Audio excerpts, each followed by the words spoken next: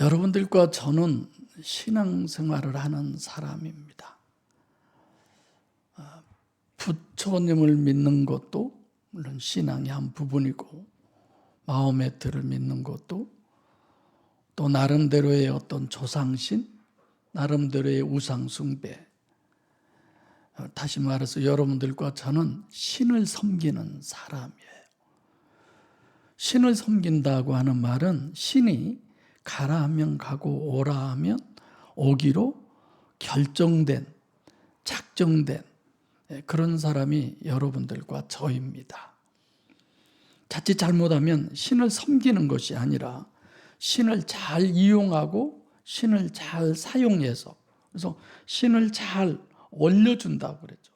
마치 서준이가 울면 올리듯이, 이제 준우 같은 경우는 대화가 되니까 서로 이해를 시키고 이럴 수가 있지만 뭘 해달라는 줄을 몰라요. 울고 짜증을 내고 막 그럼 뭘 해달라는 줄을 몰라서 이렇게도 해보고 저렇게도 해보고 그러듯이 신의 어떤 상황이 되면 빌잖아. 조상신내 그럼요, 우리가 뭘 어떻게 해야 풀릴까요, 어쩔까요, 막 이렇게 옆에서 얘기하잖아. 무당에게. 마치 하나님에게 우리가 늘 그렇게 하는 신앙인들이 있습니다. 내가 좀 잘못했어도 내가 하나님 앞에 돈 좀 드리면 이것 먹고 하나님이 뇌물이죠. 내 뒤를 봐주겠지. 내 이 문제를 해결해 주겠지. 내가 원하는 소원을 성취시켜 주겠지. 그분이 나보다 더 능력자고 그분은 영적인 그런 존재잖아요. 내가 모르는 미래의 어떤 일들을 내 개인의 일이나 사업이나 우리 자식의 앞날 이런 것들을 좀 내가 원하는 대로 해결해 주겠지. 우리는 그런 신을 믿는 신앙인이 아니잖아요. 오늘 본문도 그런 상황으로 우리가 볼 수 있는 부분입니다. 자, 오늘 본문에 너는 나를 따르라라고 하는 이 본문은 본문에 있는 제목을 제가 그대로 내용을 그대로 옮겨낸 내용이지만 주님이 우리에게 정작 원하는 것은 뭘 원할까? 너희들 마음대로 하는 그 신앙, 그 신앙인, 그런 목적을 가지고 하나님을 섬긴다고 하는 존재들에게 주님은 과연 뭐라고 하실까? 이런 거죠. 나를 향해서 주님은 뭐라고 하실까? 여러분, 오늘 본문의 상황보다 맨 처음에 3년 전으로 한번 돌아가 봅시다. 베드로에게 무슨 문제가 있었어요, 그 사람? 바다에서 열심히 고기 잡기 위해서 그물을 던져서 고기를 잡고 있는 그 현장에 주님이 오셨습니다.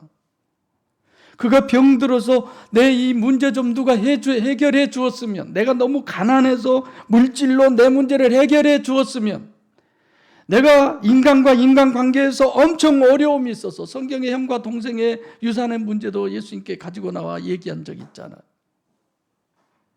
그런 어떤 문제 속에서 엄청 심오한 어떤 고통과 갈등 속에 있는 그런 베드로가 아닌 평범한 베드로의 일상 속에 주님이 찾아오셨어요. 그렇죠. 그래서 주님이 한탕하게 해주십니다. 그날따라 고기 못 잡은 적이 하루 이틀 있었겠어요. 원숭이도 나무에서 떨어진다는데. 근데 예수님께서 깊은 데로 가서 그물을 내리라고 했을 때 고기가 너무 많이 잡혀서 그물이 찢어져서 주변에 있는 배들을 불러서 고기를 많이 잡고, 그리고 그가 주님 앞에 와서 주여 나는 죄인으로소이다. 나를 떠나소서. 우리가 인간적으로 생각해 볼 때 어떤 이런 생각을 할 수가 있나? 물론 성령 하나님의 역사겠지만 마태복음 4장 18절로 19절에 보면 갈릴리 해변에서 고기잡이라고 하는 어부예요. 고기 잡는 사람. 마가복음 1장 16절로 18절에 그를 향해서 주님이 나를 따라오너라. 내가 너희를 사람 낚는 어부가 되게 하리라. 두말 없이 그물을 버려두고 그 말 한마디에 베드로는 주님을 따라갔어요. 요한복음 1장 35절로 42절에 동생 안드레의 말을 듣고 결국은 예수님을 믿게 됩니다. 마가복음, 마태복음, 요한복음, 물론 누가복음 5장의 상황을 우리가 자세히 처음에 설명을 제가 해드렸지만 평생 업으로 또 업으로 살았고 그걸로 만족했고 앞으로도 업으로 사는 것이 그의 천직이라고 그는 생각을 했어요. 그렇게 살아가는 베드로에게 누가복음대로라고 한다면 예수님을 만나서 먼저 그에게 되어졌던 것은 자신의 모든 것이 몽땅 한순간에 다 부셔져 버렸습니다. 다 깨져 버렸습니다. 자신의 경력이라든가 자신의 지식이라든가 자신이 지금까지 살아왔던 삶, 지금 현재의 삶, 앞으로의 모든 삶, 모든 것들이 다 뒤집어졌죠. 그는 그렇게 살았던 베드로가 예수님 앞에 자신이 누구라는 걸 봅니까? 죄인이라는 걸 보는 거예요. 왜 자신이 죄인이라시면서 왜 예수님이 떠나시기를 원했을까? 여러분 한번 생각해 보세요. 이따 강의 시간에 좀 더 생각을 해보게요. 왜 그랬을까? 이해가 안 되죠. 갈릴리촌에서 평생 어부의 한계, 그것을 뛰어넘고 그것의 어떤 변화를 생각해 보지도 못했던 베드로에게 주님을 만나서 주님이 만나 주셔서 그는 새로운 청혼의 꿈을 갖게 되었습니다. 내가 고기 잡아서 그저 내 목구멍에 풀칠이 나면서 살아가려고 했는데 내가 사람을 낚는 어부가 돼? 많은 사람을 거느릴 수 있는 사람이 돼? 많은 사람을 좌우지할 수 있는 그런 권세자가 돼? 그런 거잖아요. 꿈과 비전의 가치가 달라졌어요. 생각도 달라지고 그의 삶도 완전히 달라졌어요. 지난 모든 것들은 다 버려버렸습니다. 그리고 따르는 그에게 그의 장모의 열병을 예수님이 낫게 하고 함께 다 하셨잖아요. 문둥병자를 낫게 하고 소경, 귀머거리, 각색병자, 심지어는 죽은 자까지도 살린 거예요. 듣도 보도 생각지도 못한 귀신을 쫓아내고 영적 역사가 일어나고 얼마나 대단했겠습니까? 여러분들도 저희 교회가 한 10,000명 정도 모이고 그런 교회 목사라고 한다면 여러분들에게 어느 교회 나가세요? 목양 김성주 목사님 모르는 사람 없죠? 이렇게 얘기하겠죠. 어깨가 으쓱해지고 누구든지 주님을 만나기만 하면 모든 문제가 해결되는 그런 분의 제자, 자기가 그런 분의 수제자예요. 거기서 으뜸이에요. 그래도 자기의 말이 먹혀 들어가요. 그래서 이 사람 저 사람에게 지적질도 하고 가르치기도 하고 어깨가 으쓱한 그런 베드로죠. 내가 뭔 복이 있어서 하나님께서 내가 뭘 잘해서 이렇게 큰 은혜를 나에게 주었을까? 유대 민족들이니까. 그런 베드로를 우리가 한번 생각을 해봅시다. 그런데 그런 베드로에게 오늘과 같은 너 나중에 십자가에 못 박혀 죽어. 이런 청천벽력과 같은 소리를 듣는 베드로의 입장. 여러분 생각해 보셨습니까? 그렇습니다. 여러분들과 저는 예수를 믿는 사람이에요. 아까 신을 믿는 사람이라고 그랬어요. 신을 모시는 그런 신비한 존재들이에요, 우리는. 근데 주일 성수하고 내가 써놓은 것도 지금 잘 모르겠네요. 잘 안 보여요.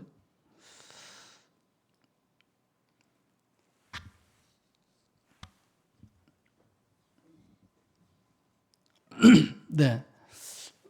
우리가 신앙생활을 하면서 제가 이 간증을 몇 번을 하지만 여러분들도 그래요. 또 제가 이렇게 전도하다 보면, 택시 타고 보면 만난 사람들이 나도 과거에, 그 전에 어떤 분은 재정부장까지 하셨다고 하는데 지금 교회 안 나갑니다.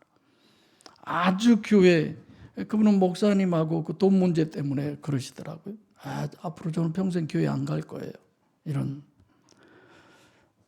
저도 이제 그런 부분에 있어서 많은 생각을 하고 하나님께 나름대로 기도를 하는데, 제가 그랬다고 그랬잖아요. 주일학교, 저도 교사였죠. 저는 10대였고 그때 주일날 꼭 일을 받잖아요. 그때 누님들이 거의 내 생각에 초등학교 졸업이면 그걸로 끝난 것 같아요. 그리고 일하고 이제 시집만 잘 가면 되는 그런 상황. 주일학교 교사인데 주일날 그 집 부모들이 나를 받아서 별을 베게 돼 있는데, 이제 얘기하니까 교회 젊은 집사님들이 다 야, 우리가 그 논 다 비워불자. 그래서 달빛 하나 영향력을 받아서 교사들, 집사님들 다 가서 그냥 서로 자기들 낚아주고 와서 다 비워버렸어요. 그리고 사방대가 막 비었죠. 손도 비고, 그 전에 그 단단한 반창고로 그냥 다 감고, 그리고 주일날 이제 또 예배 다 드리고 주일학교부터 대단했습니다. 온 동네에 소문이 나서 난리가 났어요. 누구네 딸은 거기는 너의 교회는 얼마나 단합심이 좋은지. 근데 그런 자들이 오늘날 신앙생활을 어떻게 한 줄 아세요? 안 하신 분들이 대다수예요. 언제 그렇게 열심히 다니셨던 분이 안 다니신다고 저한테 어떤 분이 연락이 와서 기도 좀 해달라고. 그래서 다시 또 지금 나가시고 계신 것 같더라고요. 그 신앙이 다 어디로 갔을까? 그렇게 열심히 하는 신앙. 근데 당시에 나이 드신 집사님들이 처녀 총각들 신앙은 솔방울 신앙이라. 여러분들이 이해하세요? 이 솔방울 신앙 그런 것 같아. 베드로처럼 그런 많은 경험, 불타는 신앙. 무리를 베드로는 어쨌거나 걷기까지 했잖아요. 무리를. 마태복음 10장 8절에 보면 12제자를 파송해서 뭘 하게 해요? 병든 자를 고치고 죽은 자도 살리고 문둥이도 깨끗하게 하고 귀신도 쫓아내고. 못한 게 뭐가 있었어요? 진짜 베드로의 불과 얼마 전과 지금의 베드로는 상상할 수 없는 전혀 다른 사람으로 변했습니다. 엄청난 자기에게서 자기도 신기할 정도의 능력이 나타나고, 저도 그렇게 기도는 했지만은 일주일 후에 눈이 시력이 정상이 됐다고 다시 그 병원에서 그렇게 진료의 결과를 듣고도 저도 그럴 수 있나? 이렇게 생각을 하는 거예요. 근데 나중에 12제자들이 예수님과 맞먹을 정도의 능력자들이 되어서 오히려 오병이의 역사 전에 그들 모두가 다 예수님에게 어떻게 해요?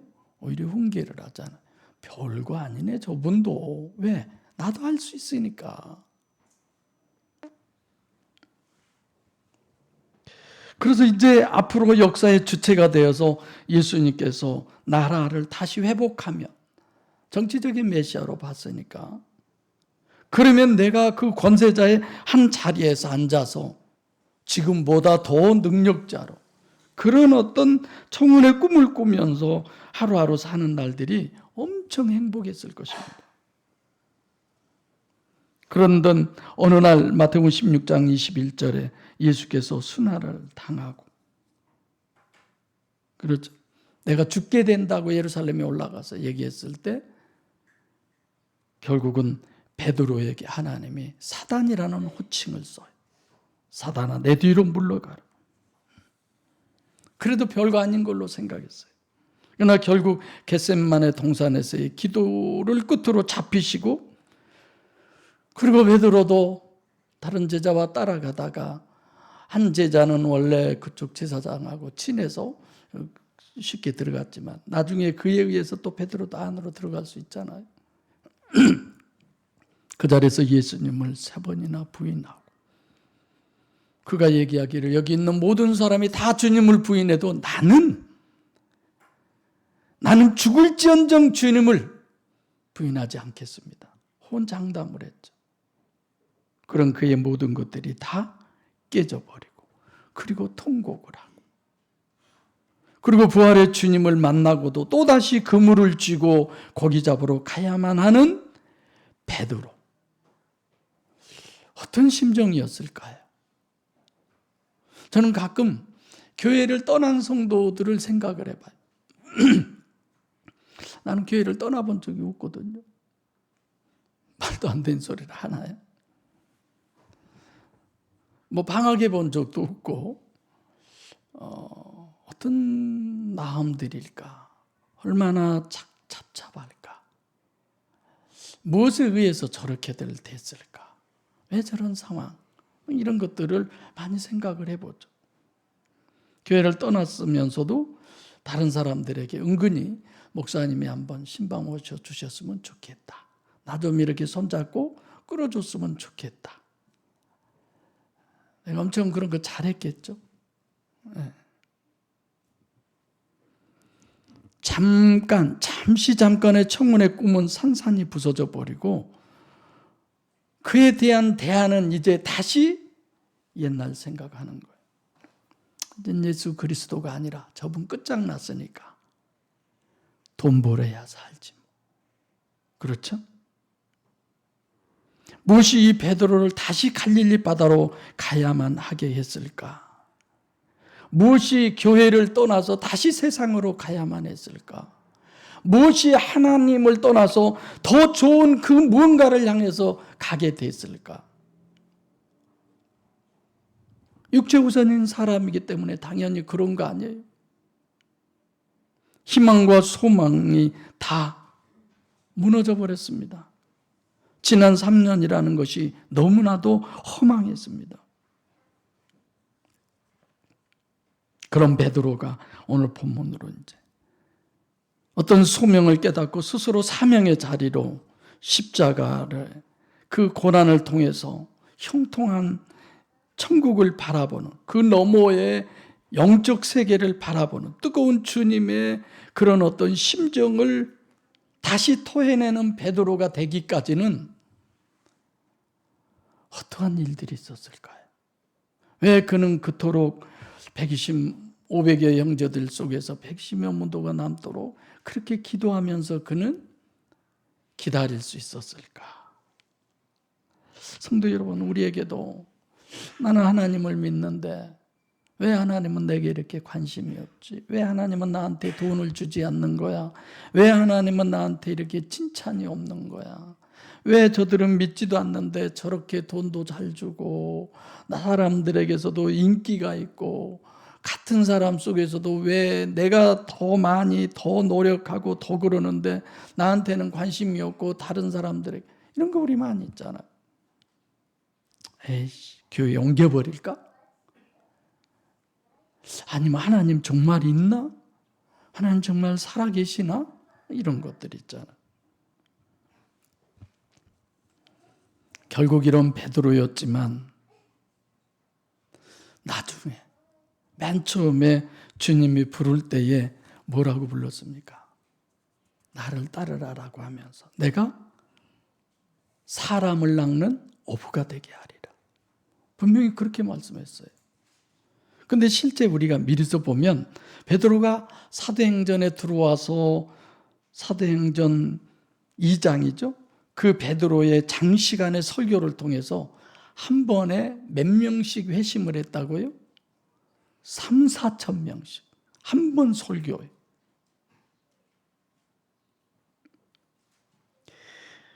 박해당한 사도들의 그 기도 사도행전 4장을 보면요.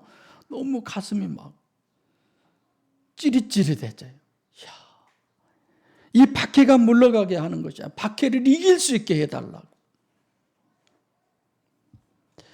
주님께서 처음 말씀하셨던 그 약속이 실현되는 현장 속에서 우리 모두는 주님을 볼 수 있고 베드로 같은 우리들이지만은 그래도 결국 주님은 떠나지 않냐고 함께 하신다고 하는 그 믿음과 소망을 우리는 본문에서 가질 수 있어야 합니다. 설교가 뭡니까? 어제도 얘기했지만 그 모든 것들을 통해서 이 시간도 설교를 통해서 여러분의 마음에 감격함이 환희가 다시 회복되고 첫 신앙이 다시 회복되는 그런 가장 중요한 수단을 가져오게 하는 것이 설교잖아요. 이 시간도 3, 4천 명씩 주님에게 돌아오게 하는 그때의 그 설교가, 그 주님의 설교가 여러분과 저에게 이 시간 들려주시기를 바랍니다. 18장에서 베드로는 3번이나 예수님을 부인했어요. 체면이 말이 아닌 베드로. 부활의 주님을 뵙고도 다시 물고기를 잡으러 간 베드로. 아까도 얘기했지만 돈 벌어야 살고 돈 있어야 사람 노릇하고 예수가 밥 먹여주나 교회가 너 밥 먹여주나 하나님이 너 밥 먹여주나 우리 아버지가 늘 그랬어요. 교회가 너 밥 먹여줄 줄 아냐? 하나님이 너 밥 먹여줄 줄 아냐? 그분의 판단은 틀렸죠. 하나님은 하나님을 저에게 먹여주셨어요. 할렐루야. 하나님은 하나님을 여러분에게 먹여주셨습니다. 저는 지난주 밥 먹어라 설교 물론 빠진 내용들도 있죠. 이 세상에서 어머니보다 더 풍족한 게 어디 있어요? 어머니보다 더 많은 걸 가지고 있는 게 어디 있어요? 어머니보다 더 큰 힘을 가진 존재가 어디 있어요? 자녀에게 있어서 하나님이잖아요. 어머니가 무한히 우리에게 주잖아요. 끝없이 우리에게 주잖아요. 더 못 주어서 안달이잖아요. 하나님은 그런 분이셔요. 그런 베드로에게 부활하신 주님의 마지막 메시지가 시몬을 계명해서 베드로라고 하는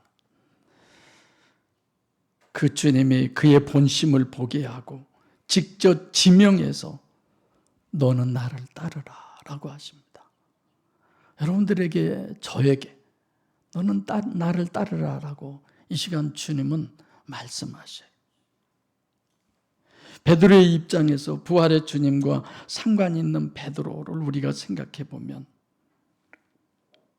그 부활의 주님을 만나고도 베드로의 모습을 보면 왜 그랬을까? 왜 베드로는 저럴 수밖에 없었을까? 왜 저렇게 실망하고 좌절하고 낙심하고 옛 사람으로 다시 되돌아가 버릴 수밖에 없었을까?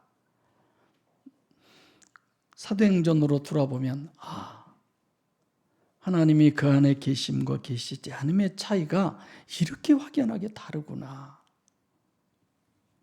베드로가 예수님 따를 때 그 누구 하나가 기분 나쁜 소리 한 번도 안 냈을 거예요. 그러잖아요. 항상 으쓱대고. 그런데 예수님 떠나고 나서 사도행전 쪽에 있을 때 죽이려고 했잖아요. 실제는 죽이기까지 하잖아요. 그런데 눈 하나 끔뻑하지 않잖아요. 왜 우리들이 신앙생활을 하면서 갈팡질팡 이랬다 저랬다 뜨거웠다가 식었다가 미지근했다가 왜 그래요? 그 답은 우리가 성경에서 찾아야 되잖아요. 끄떡하면 물고기 잡으러 가는 여러분과 저의 모습을 보면서 주님은 그러는 거예요. 그래, 네 마음대로 하는구나. 너희들 마음대로 하는구나. 주님은 늘 그러시지 않을까.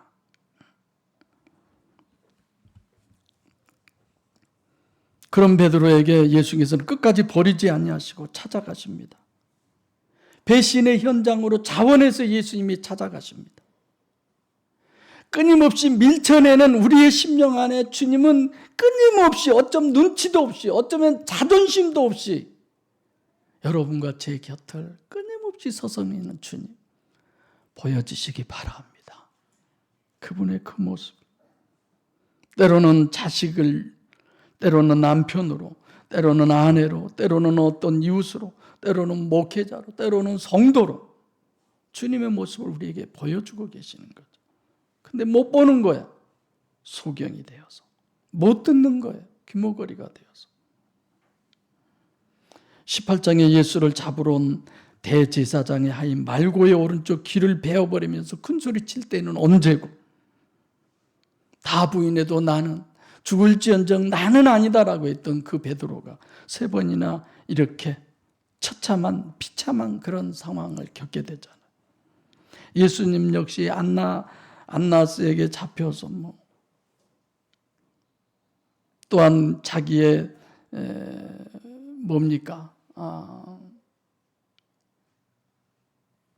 장인 대제사장 가야바에게, 빌라도에게, 헤로데에게 이리저리 끌려다니는 그런 예수님이셨지만 결국은 베드로를 향해서 예수님께서 사명을 주십니다. 본문은 2번의 사명을 주셔요. 16절로 17절에 내 어린 양을 먹여라. 내 어린 양을 치라. 내 양을 먹여라. 이게 전부 다 주님의 양을 얘기하는 거예요. 내 양이라고 그러잖아요. 베드로 너의 양이 아니라. 그래서 여러분들은 제 양이 아니에요. 여러분들은 주님의 양이지. 주의 종들이고 주님의 일꾼들이고.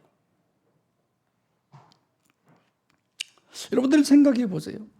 목사님하고 기분 나빠서 그냥 일도 안 해버리고 내팽개치고 또 저 잘할 수도 있고 뭔가가 관계가 잘못된 거죠. 주님과 관계에서 주님이 실망시키면 흠뻑 실망해버리세요. 그건 괜찮아요. 하나님이 여러분과 저를 실망시키고 좌절하고 낙심하게 하던가요? 자, 내 양을 먹이라라고 치라고 하신 주님이 19절로 22절에 나를 따르라. 그 다음에는 직접 지명해서 너는 나를 따르라. 너는.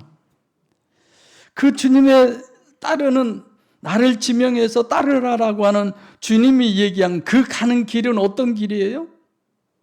십자가의 길이에요. 죽음의 길이에요. 저주의 길이에요. 모든 사람들이 꿈에도 생각하기 싫은 길이에요. 신앙은 1대1의 관계지 각각 개인과 주님과의 관계라는 걸 여러분들이 잘 아셔야 합니다. 오늘 주님은 너는 나를 따르라라고 하는 우리 각자에게 이 말씀을 하신 것은 계시록 14장 4절에 어린 양이 어디로 인도하든지 따라가는 그 신앙을 주님은 우리에게 요구하는 것입니다. 성경에 수도 없이 많지만 어디로 가든지 하나님께서 함께 하시고, 역대상 17장 8절에 내가 어디로 가든지 너와 함께 있어 세상에서 존귀한 자 같은 이름을 우리에게 주신다고 그러잖아요. 이 세상에서 가장 존귀한 이름이 뭘까? 대통령 아니잖아요. 너 하나님의 사람아. 할렐루야. 하나님의 사람이라고 하는 어찌. 어디로 가든지 하나님께서 지켜주시고, 창세기 18장 14장 그분은 어떤 분이냐? 능치 못함이 없으신 분이에요. 그분이 여러분과 저를 지켜주신다는 겁니다. 이런 것들이, 이런 말씀들이 믿어져야 돼요. 그래 내가 이 호망 골짜기를, 이 고난의 늪을 지날지라도 주님이 나를 지켜주고 계시는 거예요. 가장 좋은 것을 주고 계시는 거예요. 어디로 가든지 하나님께서 형통하게 함께하게 하시고, 어디로 가든지 역대상 18장 13절에 보면 이기게 하시고, 그래서 다윗이 어떻게 해서 그렇게 늘 이겨요? 하나님이 이기게 하시니까. 사랑하는 성도 여러분, 육체우선적인 여러분 자신을 이기는 능력이 있으시기를 바랍니다. 할렐루야. 18절로 19절에 하나님께 영광을 돌리는, 지금 예수님이 하시는 얘기가 베드로에게 네가 지금 하나님께 영광을 돌리는 비결이 있어요. 그게 뭐예요? 놀랄 일이죠. 원치 아니한 일을 당하는 거예요. 십자가를 지는 거예요. 네가 죽게 된다는 거예요. 이게 하나님의 일이라는.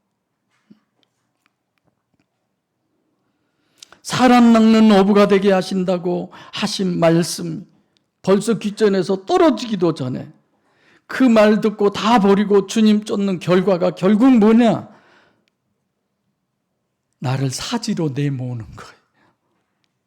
그것이 지금 하나님께서 베드로에게 하시는 거예요. 죽음의 길로 내몰아버리는 거예요. 지금 본문에서 베드로가 18절로 19절에서 왜 베드로는 이러지? 저는 의문이 가요.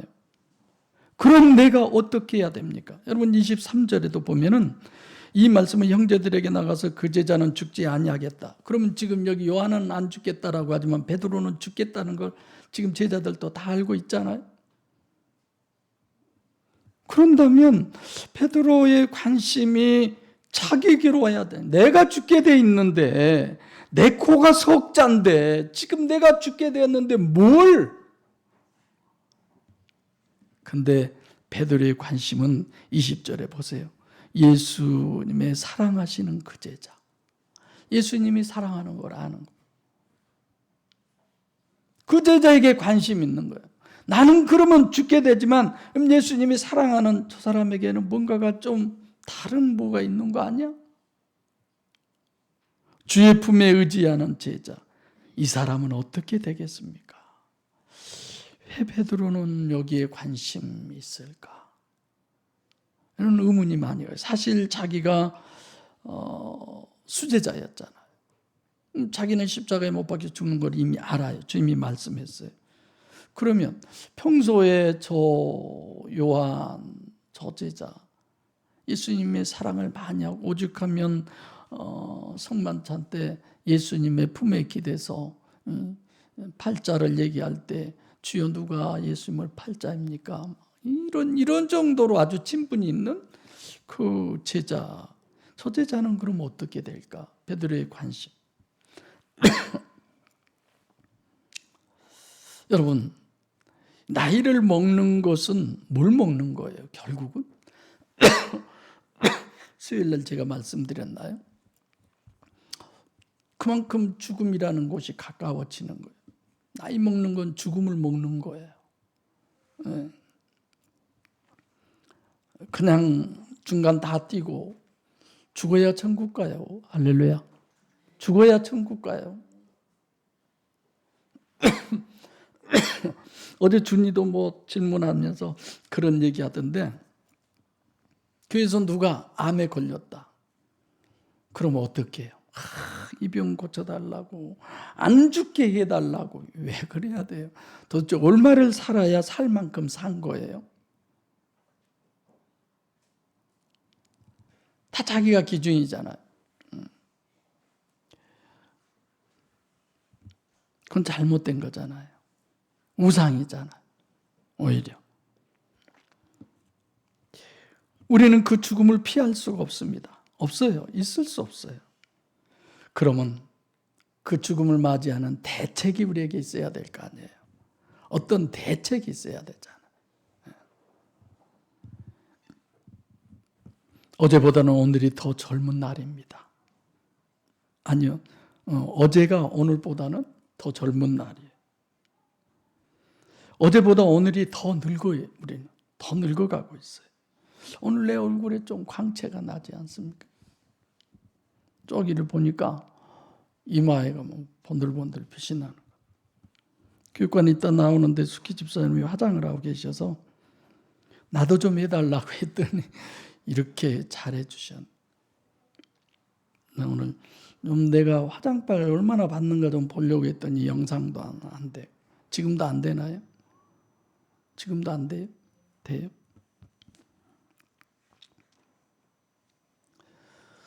그러나 누구든지 어제보다는 내일보다는 오늘이 더 젊을 때입니다. 그런가 하면 더 우리가 생각한 것은 내 것은 하나도 없어요. 없더라고요.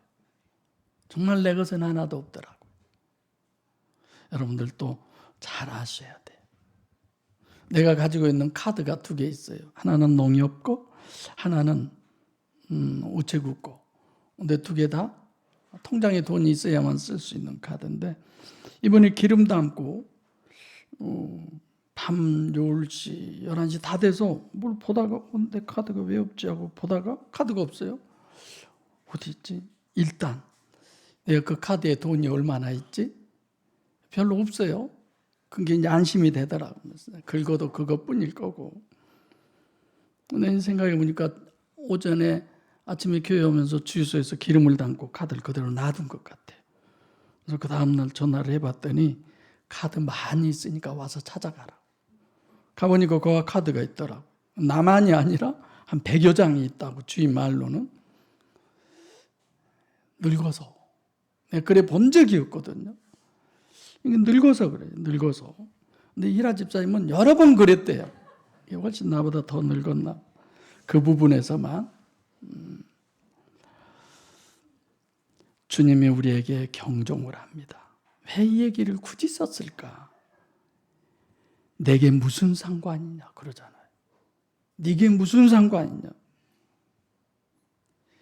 그에게 예수님은 요한 어머니를 그에게 맡길 대상이었고,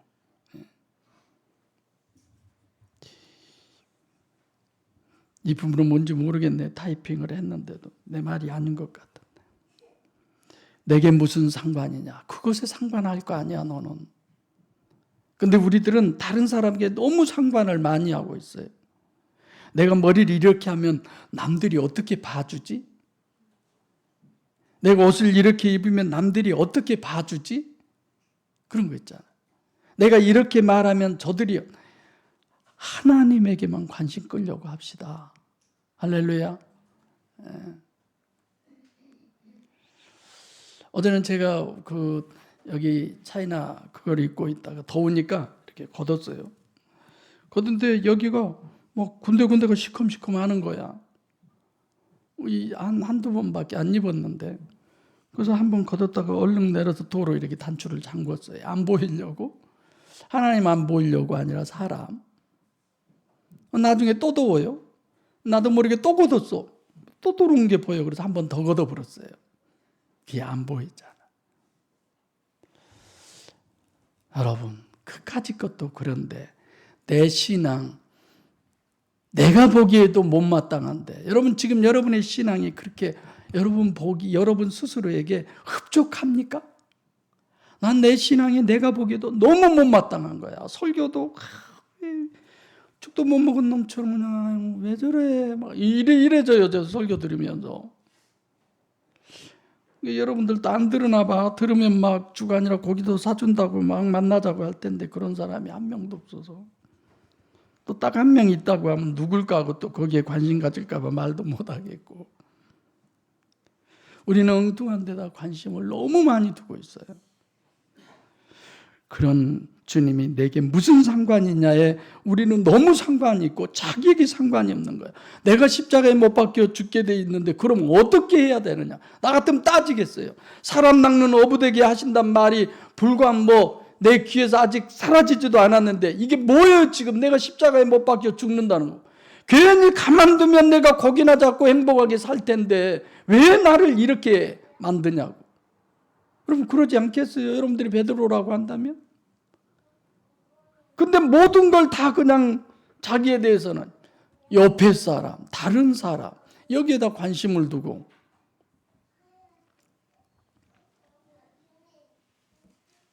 너는 나를 따르라라고 합니다.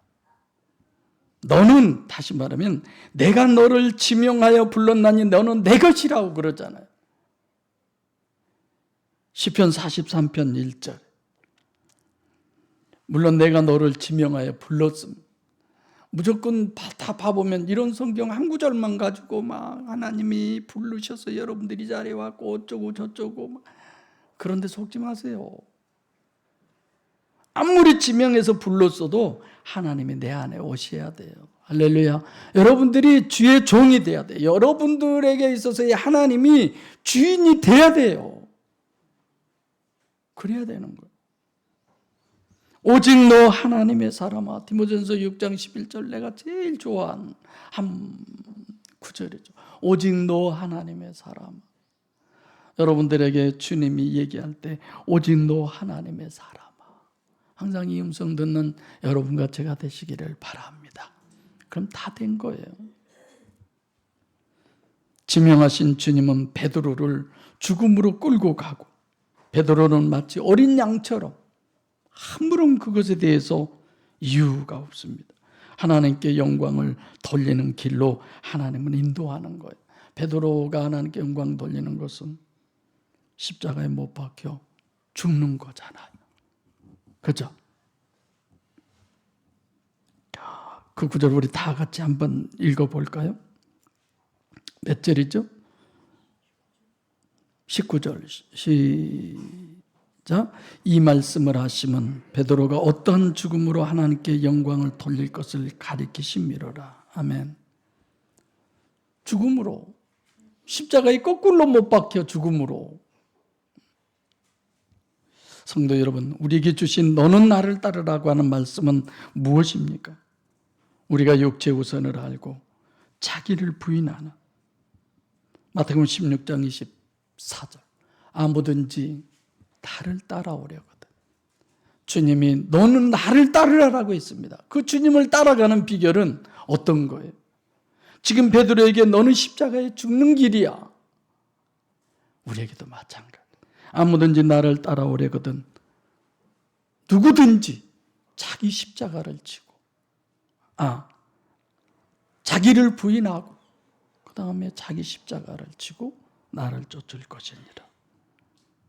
사랑하는 성도 여러분, 떠나가는 베드로를 향해서 주님은 다시 배신의 현장으로 찾아오셔서 베드로를 다시 붙잡습니다. 그리고 그에게 사명을 주십니다. 너는 나를 따르라라고 하는.